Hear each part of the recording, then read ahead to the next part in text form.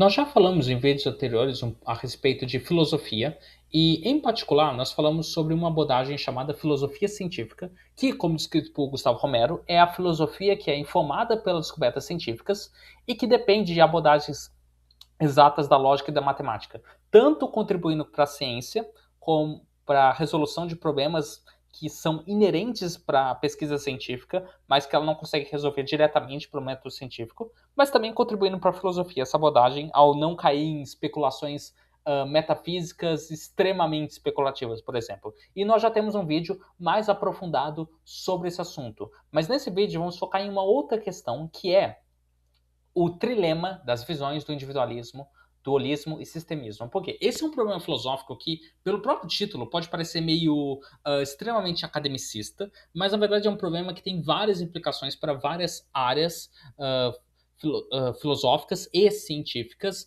e, em particular, ele é um problema relacionado a como a realidade é constituída. Então, o trilema é um problema filosófico que tem três soluções possíveis, e apenas três soluções possíveis, sendo essas o individualismo, o holismo e o sistemismo. E cada uma dessas visões assume diferentes aspectos do que é a realidade, ou seja, são afirmações ontológicas e, mais do que isso, são afirmações mereológicas, envolvendo um agrupamento de coisas. Então, a realidade, como é descrito pelo individualismo, ela é formada apenas por unidades separadas, ela é formada por um todo geral, como descrito pelo holismo, ou ela é formada por níveis e partes agrupadas pelo sistemismo. E essa visão também tem implicações em áreas como epistemologia, semântica, mas também implicações morais, implicações envolvendo filosofia da mente, implicações envolvendo axiologia, entre outras implicações. E a questão é, a filosofia científica ela consegue ajudar a resolver esse problema filosófico? E a resposta é sim,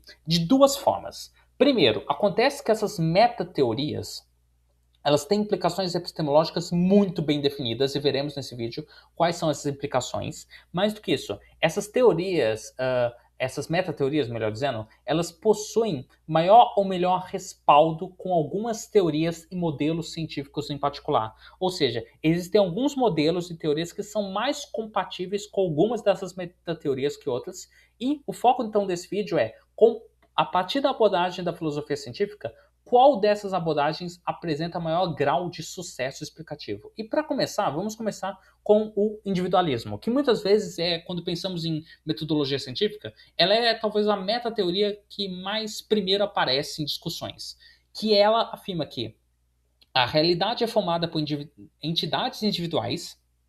Estas podem estar agrupadas ou não, mas esses agrupamentos e suas propriedades são categorias arbitrárias, ou se existirem, são inteiramente explicados pelas suas partes. E aqui é importante salientar que explicado nesse sentido quer dizer deduzido. Então, sabendo das propriedades mais básicas, eu consigo deduzir a propriedade geral. E esse conceito normalmente está associado a três abordagens, que é o niilismo mereológico, a ideia de que só existem simples, não existem conjuntos, por exemplo, de entidades com objetos maiores. O individualismo metodológico, que está muitas vezes associado à sociologia, a ideia de que não existe sociedade, só existem indivíduos. E o reducionismo, que é uma epistemologia essencial para o individualismo. E o foco principal desse vídeo vai ser especificamente no reducionismo. Então, o reducionismo ele parte da ideia de que a realidade é totalmente composta por partes, que é o conceito de individualismo, mas ele também parte de uma visão epistemológica, que é possível explicar, definindo explicar como deduzir, a realidade a partir de propriedades dessas partes. Então, ele pode ocorrer de uma forma semântica. Então, por exemplo, eu falar uma cadeira é equivalente a dizer um arranjo de partículas de um certo jeito, mas nesse caso vamos focar num segundo caso, que é um reducionismo mais epistemológico, que é a partir do arranjo de partículas eu consigo deduzir propriedades de átomos e a partir das propriedades dos átomos eu consigo deduzir as propriedades de uma célula, por exemplo. Eu consigo descobrir coisas novas estudando, por exemplo, o arranjo dessas partículas. E acontece que o reducionismo ele tem tido um certo grau de sucesso em algumas áreas. Ele tem contribuído para a resolução de alguns problemas. Um exemplo é explicar os orbitais dos átomos que definem as reações químicas, que é explicado por um princípio bem básico envolvendo as propriedades dos elétrons, que é o princípio da exclusão de Pauli. O princípio da exclusão de Pauli ele diz que duas partículas que têm meio spin, o spin é uma propriedade que pode ser traduzida como um momento angular de uma partícula, o ângulo de rotação dela, embora é importante salientar que ele não é realmente isso, é uma simplificação do que é um spin. O spin é uma propriedade um pouco mais fora da nossa compreensão, porque ele não é uma propriedade clássica, é uma propriedade quântica. E existe um conjunto de partículas, como os elétrons, chamadas férmions, que possuem meio spin. Acontece que dois férmions no mesmo local, por exemplo, em um mesmo átomo, não podem ter a mesma localização. A localização dessas partículas é definida por 4 números quânticos. E esses números quânticos são, respectivamente, o n, que é a camada de elétron, ou seja, a distância que esse elétron está do núcleo atômico de um átomo, que são definidos pelas camadas K, L, M, N, O, P, Q, definidas pelos números também 1, 2, 3, 4, 5, 6, 7.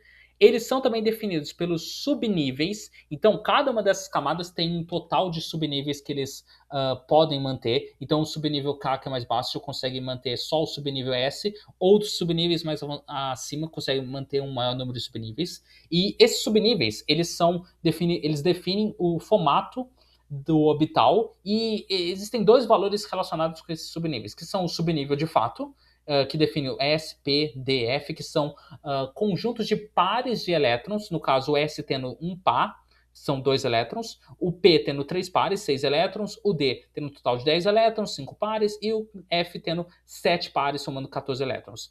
Esses pares, eles se agrupam entre si formando números magnéticos, que são definidos pelos valores menos 3, menos 2, menos 1, 0, 1, 2 e 3. Esses aqui são os números magnéticos do subnível F. E cada um desses números magnéticos envolve posição e ângulo desses pares. Então, como pode ver, pegando um exemplo do P. O P são 6 elétrons e ele tem, cada um deles formando pares, 3 ângulos possíveis. Esses ângulos são medidos por instrumentos magnéticos, daí o nome número magnético. E cada um desses pares possui um número de spin. Os números de spin podendo ser meio positivo ou meio negativo. Então, qualquer elétron nunca vai ter, do mesmo átomo, nunca vai ter esses 4 números idênticos. E a soma desses fatores faz com que cada átomo tenha uma estrutura bem definida de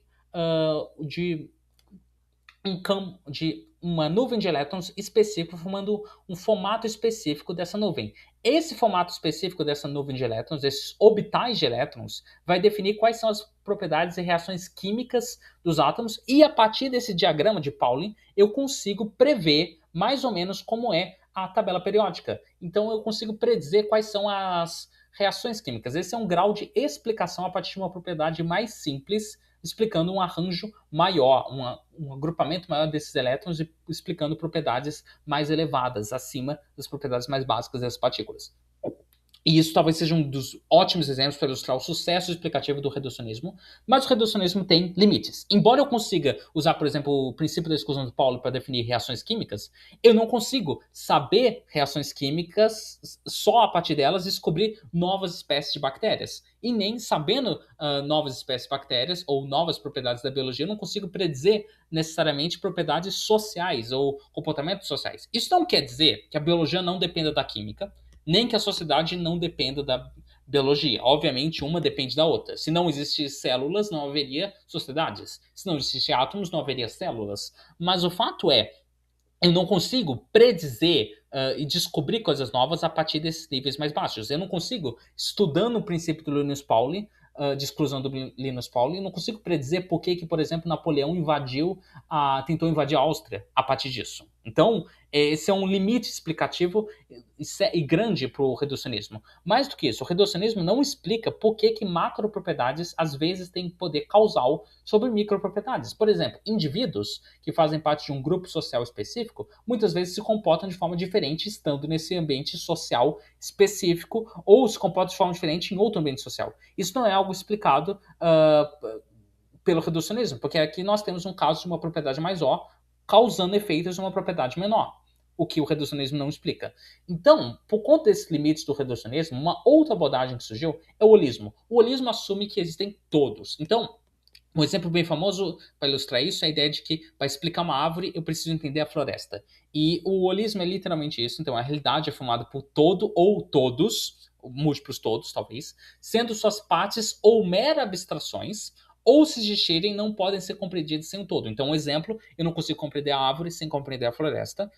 Muitas vezes, o holismo é traduzido como uma sentença bem simples, que é o todo é maior que a soma das partes, que vem de Sam Smuts, que foi o primeiro autor a propor o termo holismo como a gente conhece hoje, que é o holismo e evolução. Mas no Sam Smuts, nesse livro, ele já tinha proposto definições alternativas para o holismo. E ele usa holismo em diferentes sentidos. Então ele usa holismo nesse sentido, mas ele também usa para designar a visão específica de teoria de evolução que ele propôs, que hoje não é amplamente aceita, e para falar também da ideia de causa de processo dentro dessa forma. Mas hoje, a maioria dos autores de holismo, eles ou usam o holismo nesse sentido bem estrito, que é o todo é maior que a soma das partes, ou eles usam no sentido mais amplo, para designar pelo menos a presença de 6 características, que é o todo precede as partes, o todo age em suas partes, os todos emergem sobre a ação de agentes que transcendem tanto a ação dos componentes como a influência do ambiente, a totalidade não pode ser explicada pela análise, ou seja, é irredutível,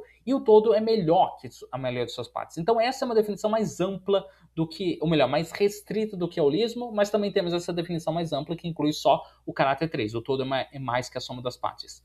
E um exemplo uma descoberta, um modelo relacionado à ciência que envolve isso é o fitness. Fitness não é necessariamente um indivíduo que é mais forte ou coisa e tal. Na verdade, fitness é o sucesso reprodutivo de um organismo ou de uma população de organismos. E o fitness, ele é uma propriedade holística por quê? Porque, primeiro, o fitness ele é relativo ao meio e ao nicho que o organismo está presente. Então, não faz sentido falar, por exemplo, a complexidade de um cérebro como sendo algo necessariamente vantajoso. Para lobos, que vivem em ambiente social, é vantajoso. Mas para assídias, é um gasto energético muito grande. Então, para elas, não ter cérebro na fase adulta é um fitness, porque não tem esse gasto extra. Em contraste, para um lobo ter um cérebro complexo é vantajoso para facilitar a caça e a interação entre os membros do grupo. Então, é algo que é dependente do meio e do nicho, o fitness. Mais do que isso, o fitness ele não pode ser reduzido a apenas algumas características separadas do fenótipo geral do organismo.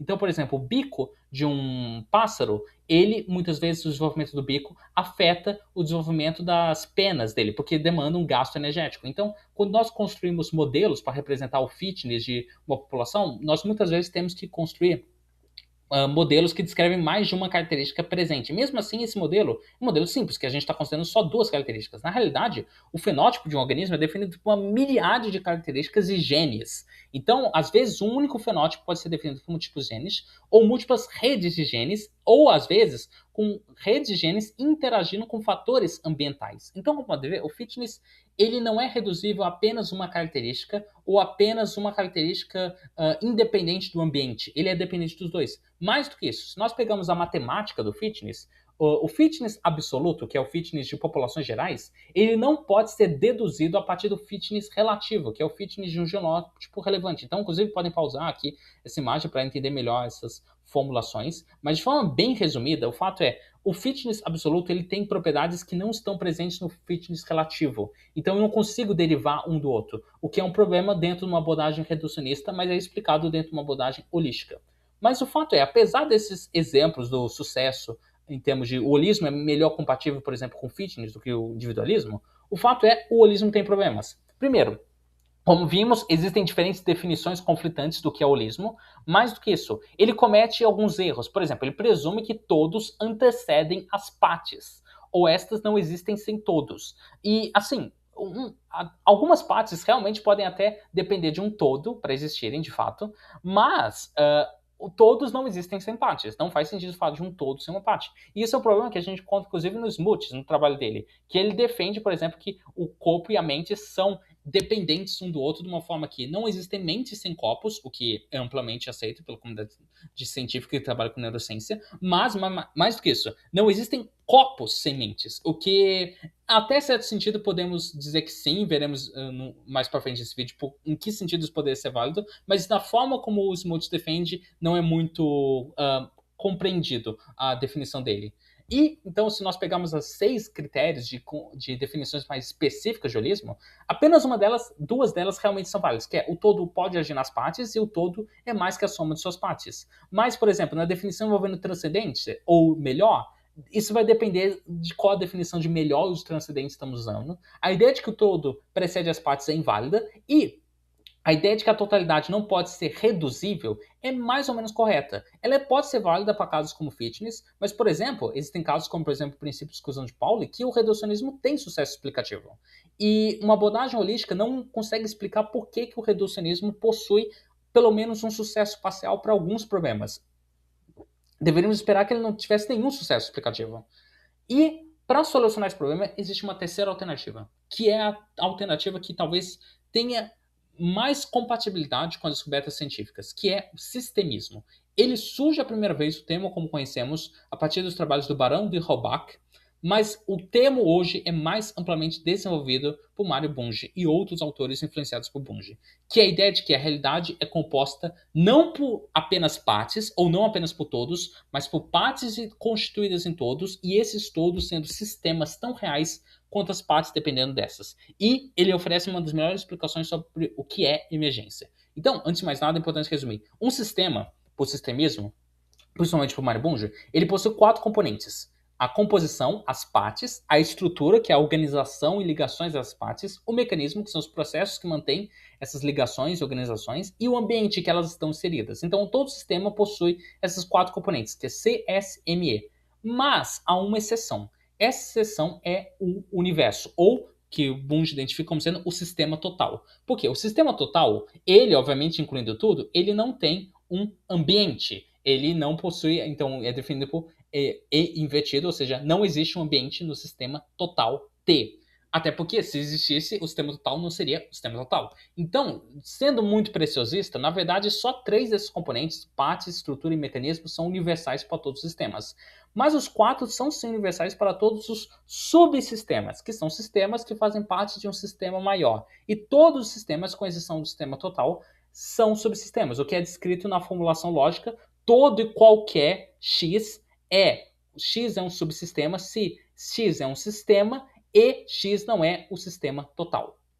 E o que acontece então é, os sistemas, eles têm um grande sucesso explicativo porque, primeiro, eles assumem que partes e todos existem, o que é algo que explica por que o individualismo e o holismo possuem algum sucesso parcial em explicar alguns problemas, mas não outros. Então ele assume o realismo dessas duas coisas. Mais do que isso, ele tem implicações em algumas áreas que têm tido bastante sucesso explicativo, que é, por exemplo, a teoria de sistemas. A teoria de sistemas é uma abordagem científica geral que possui uma definição bem clara, que é: sistemas possuem fronteiras causais delimitadas por seu meio e as interações de suas partes, sejam internas ou externas, e ele possui um conjunto de problemas gerais que mostram um grau de avanços dentro dessa área. Então não é uma área fechada, é uma área científica em avanços e com problemas sendo propostos e sendo solucionados, que é a ideia de como delimitar a fronteira desses sistemas. Um exemplo que nós discutimos de forma mais aprofundada é relacionado à química de sistemas e como ela pode contribuir para a área da origem da vida. Então,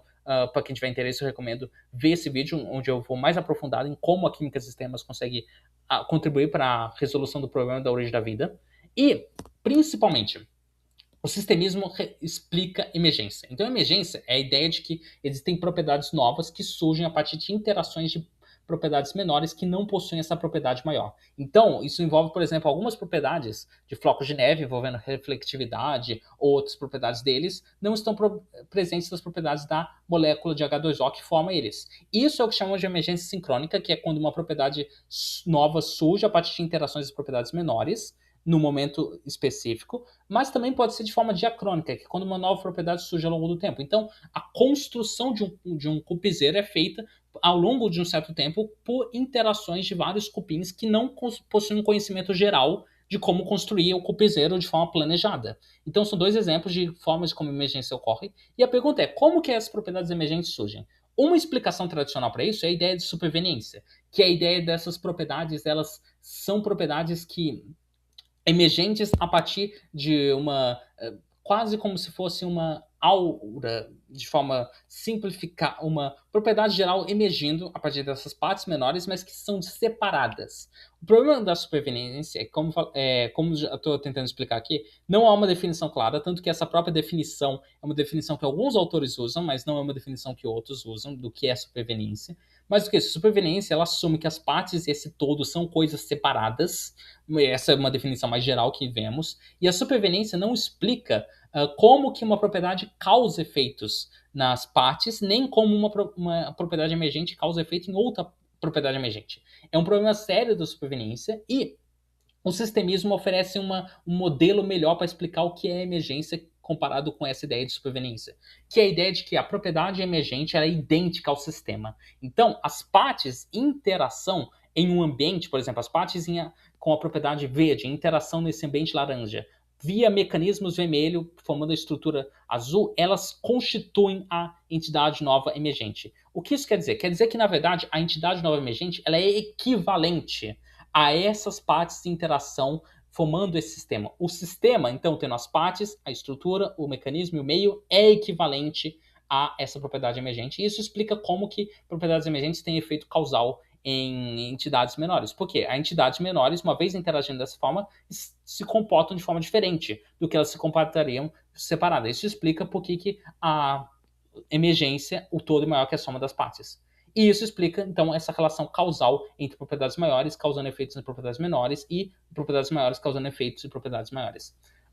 E isso oferece, inclusive, uma solução para uma área que é a filosofia da mente, que é o que a mente, que é o chamado monismo psiconeural, ou melhor traduzido para monismo psiconeuroendócrino imunológico social, que é a ideia que a mente, o pensamento, ele é equivalente não só o cérebro ou neurônios, mas a neurônios interagindo com o sistema endócrino imunológico em um ambiente com estímulos sociais. Pelo menos isso do pensamento humano. Ele é equivalente à soma dessas coisas e explica porque a gente não consegue explicar pensamento apenas olhando neurônios. Ele é uma soma dessas interações. E isso resolve um problema sério, que é por que nós temos explicações de sucesso explicativos em sociologia explicando grupos, em psicologia explicando pensamentos, em astronomia explicando estrelas, em economia explicando instituições, ou em biologia explicando entidades como moléculas e seres vivos. Porque todas essas entidades são reais. Elas não são igualmente reais no sentido de uma ontologia plana, mas elas são dependentes uma das outras. E esse é o sucesso do realismo, do sistemismo, ao assumir um realismo para essas entidades e uma dependência entre elas e uma melhor explicação de como elas se interrelacionam entre si. Então, essas são as fontes do vídeo. Esse vídeo é um pouco mais técnico e aprofundado, então eu recomendo dar uma olhada nessas fontes e até mais.